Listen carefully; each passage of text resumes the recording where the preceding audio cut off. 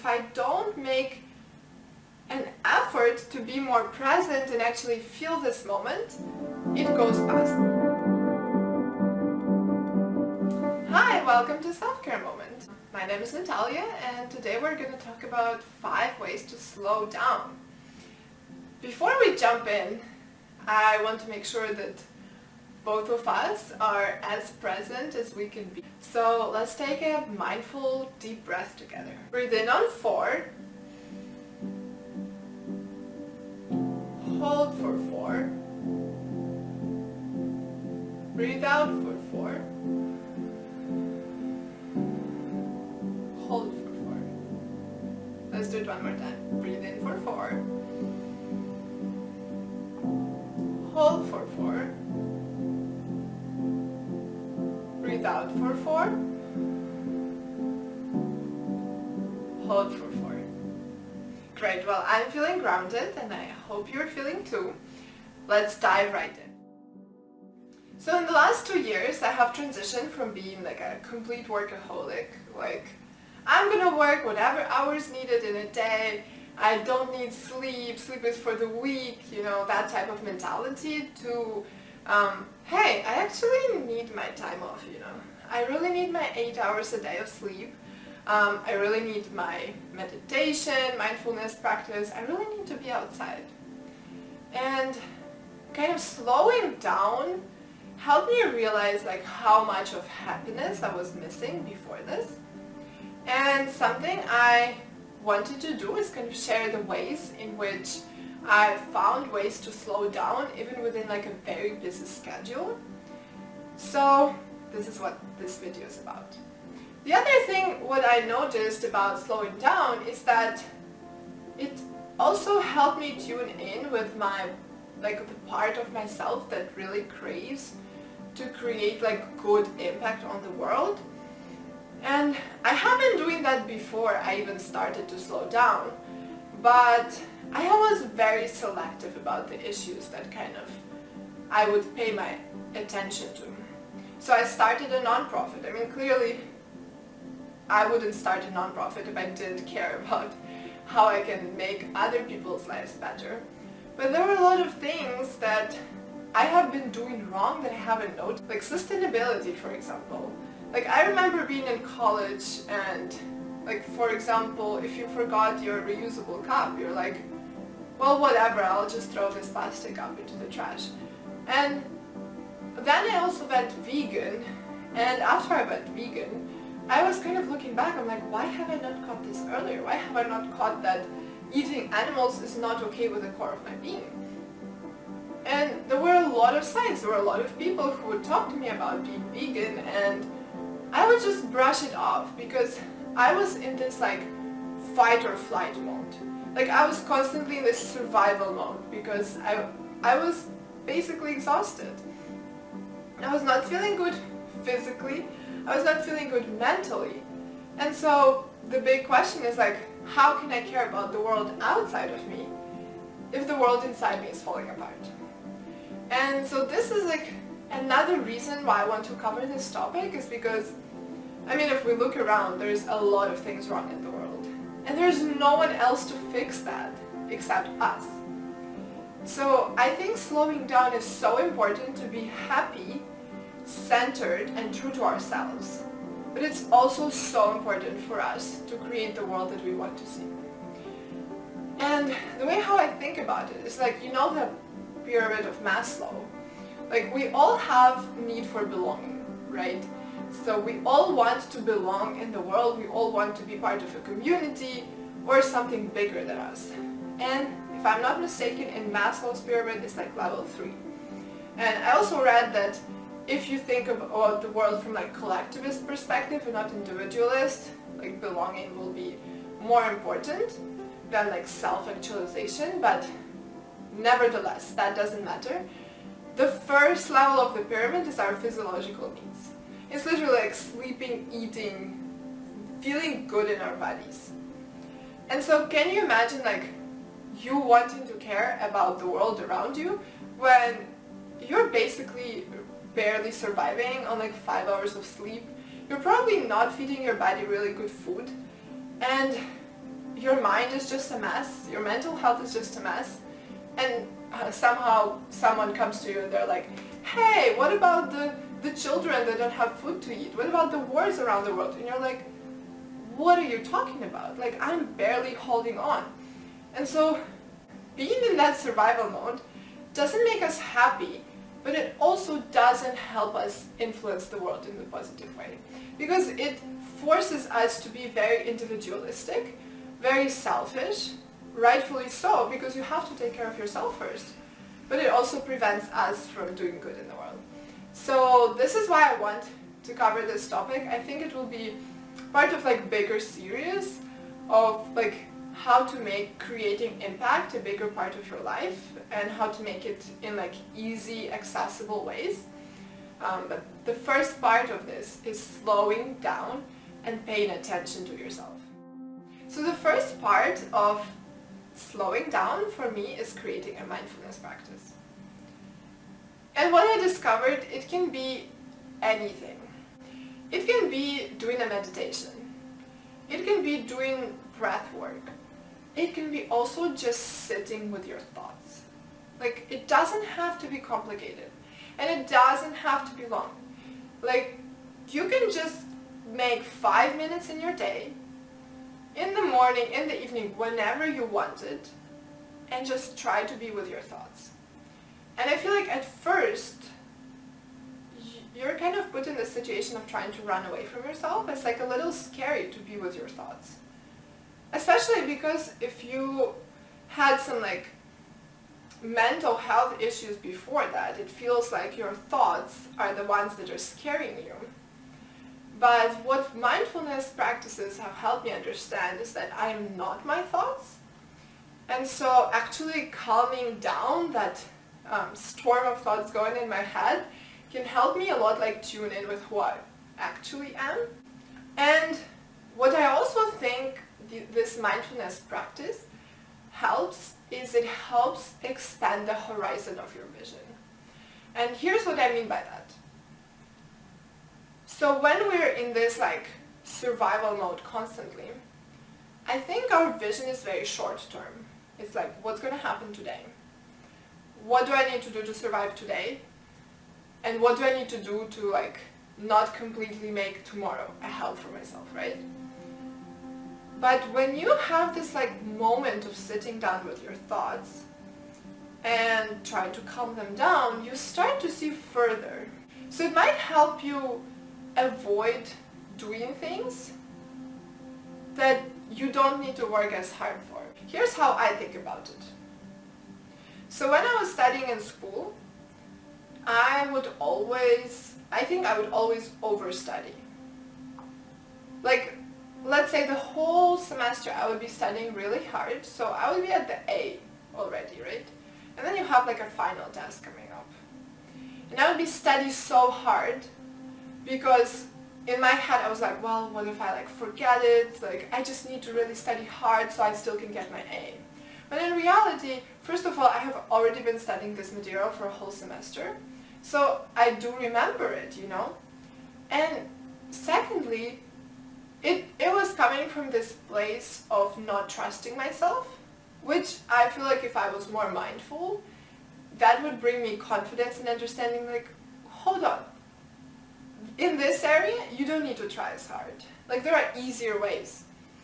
And I feel like people a lot of times get stuck in like careers or doing things that when you think like long term don't really bring you where you want to be. And at some point they have to face it, right? Like at some point you're 20 years into your career, but then you're like, this is not the dream life I imagined for myself. Why was I working this hard if this is not what I want?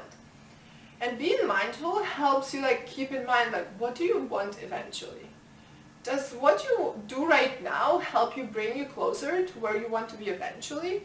Or am I just working hard because everyone is working hard and this is what everyone is doing and I don't have time to stop and look from like the bigger point of view, like, am I doing what I need to do to live the life that I want to live?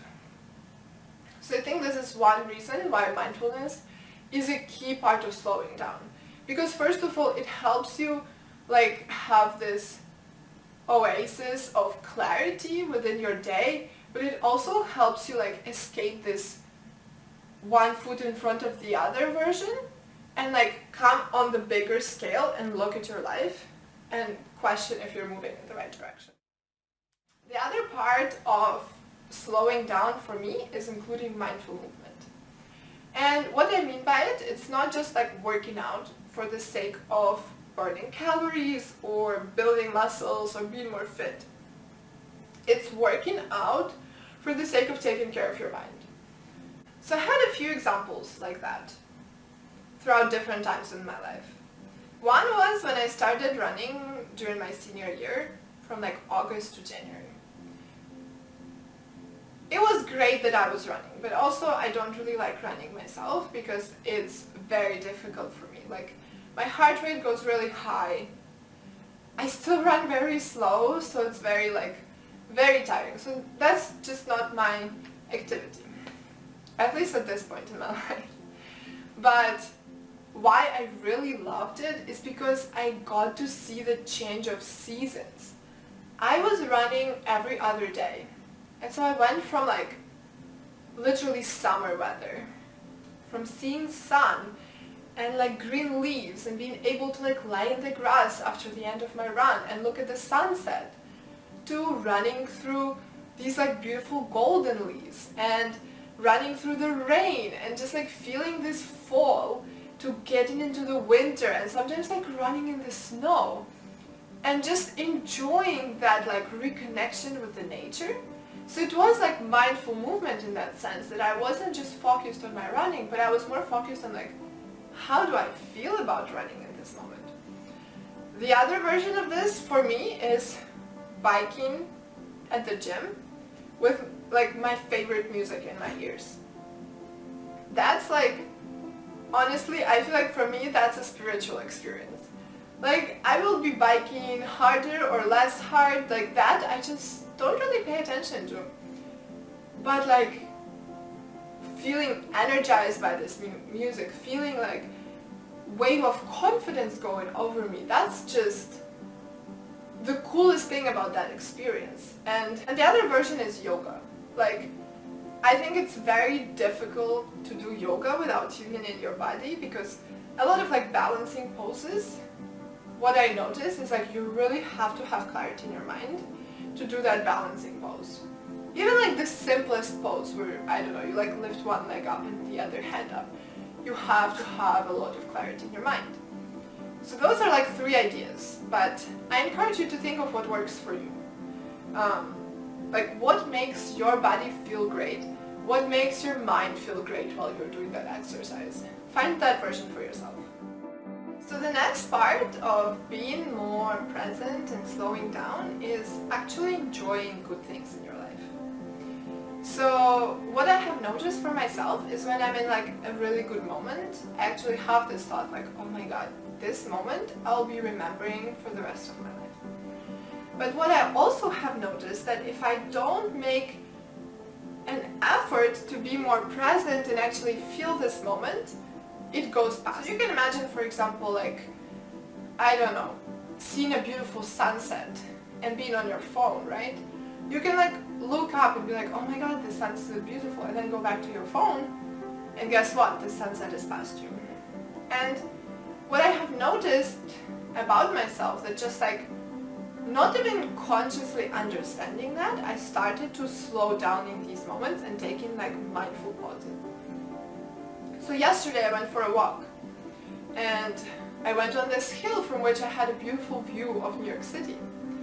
And what I also have noticed is that there were stars. I could see the stars, and that's, for me, has been a rare occasion in New York City. So I just paused because I wanted to soak it in. So I stopped my audiobook. I basically just tried to observe the stars and be in the moment. That, you can use that for anything. Let's say you're eating a very delicious meal. Just try to pause and actually tune in with your sensations and like how that meal tastes and how you feel, kind of being in this moment. I do that with sunsets when I'm watching sunsets. I do that when I'm on trips and I see some beautiful view. I tried to do that as much. Like, I went on the beach. I was like, this is a beautiful day. I'm having so much fun. I tune in and I try to feel all of those feelings. I try to remove thoughts from my head and just be present in this moment and feel how it feels to be on the beach. Feel how it feels to be swimming in the ocean.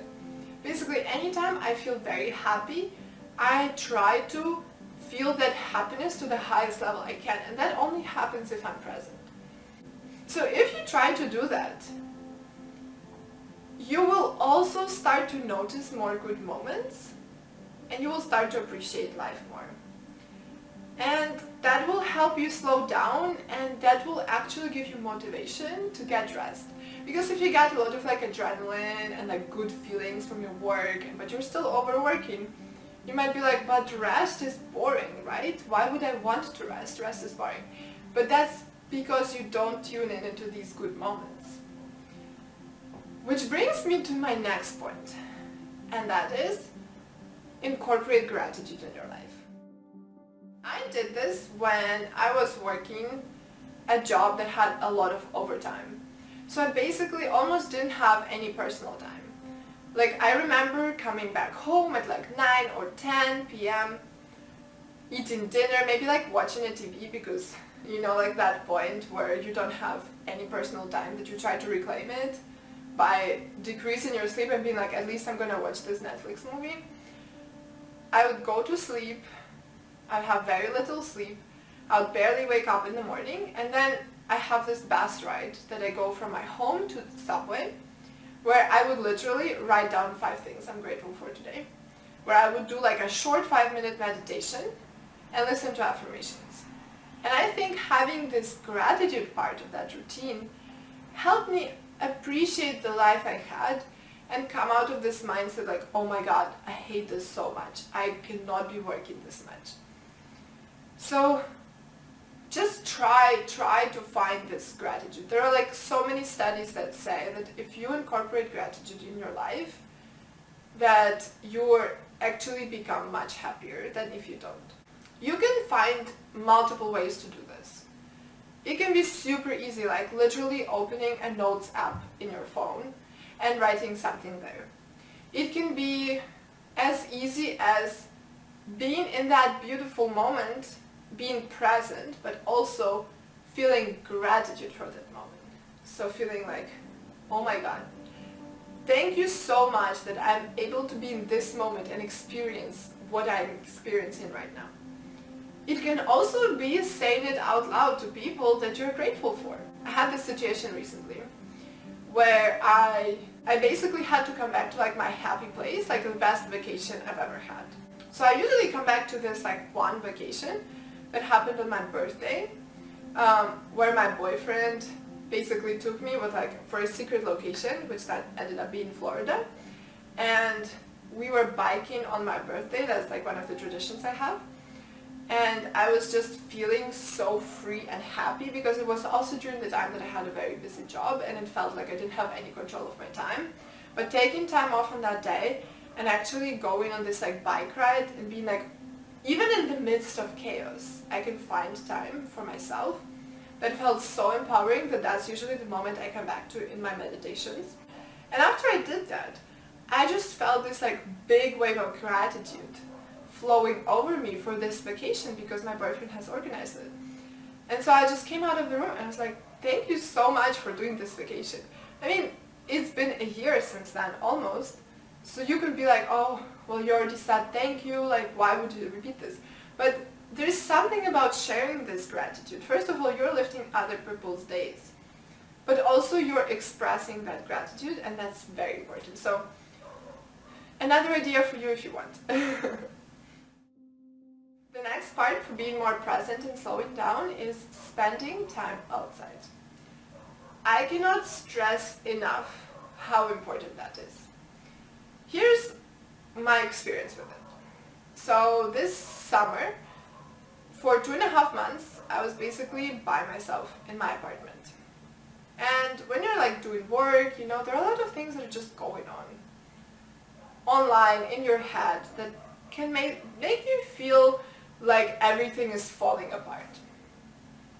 But what I've noticed is like as soon as I step outside of my apartment and go for a walk, suddenly you don't feel like the whole world revolves around you and your apartment.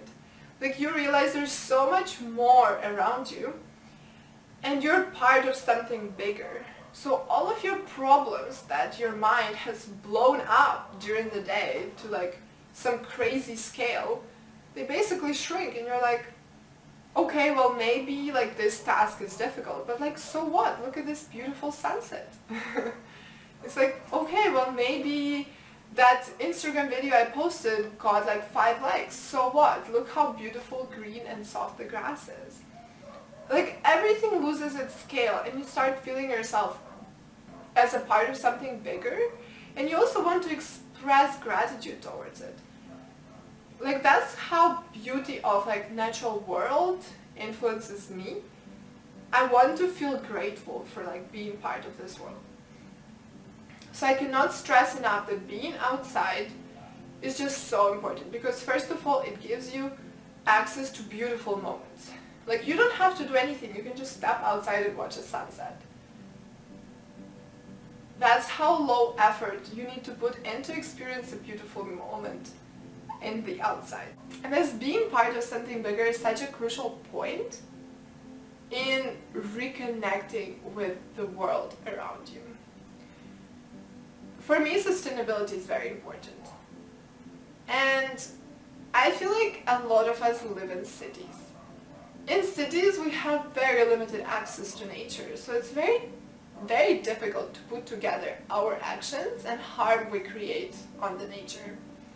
But being in nature and like reconnecting with it, I think is key to our understanding of how like we should be more sustainable. From a point, not just like everyone does it so I should, but from a point of like feeling it to your core. So let's summarize. Here are 5 things you can do to be more present and slow down in your life. 1 is to create a mindfulness practice to clear up your thoughts and just be present with who you are. 2 is to add mindful movement to reconnect with your body and complete the stress response. 3 is to be more present in the moments that you feel happiest and try to deepen that feeling of happiness as much as you can. 4 is to add gratitude to your life, to acknowledge how much you already have, and to as well deepen that feeling of happiness that you can have. And final one is to spend more time in nature to feel the expansiveness of being part of something bigger and decrease the scale of the problems that you have in everyday life. That's it. In a few next videos, I think I'm planning on diving deeper into how we can create better impact in the world, and in general, kind of how can we make ourselves happier, but also how can we make the world around us better. So thank you so much for sticking around. I hope you enjoyed this video. If you did, please press the like button and follow this channel. I will definitely be posting more YouTube shorts. The bigger videos will be coming out probably like once every 2 weeks because I do work a full-time job and I do live the values that I talk about, so I try not to burn myself out. But there will be definitely more to come, and feel free to follow my Instagram and TikTok as well. C is like change of seasons. Katuk, please. Please don't do it, thank you. I'm making a video, okay? It's really important that you don't do it, okay? Thank you, darling. 4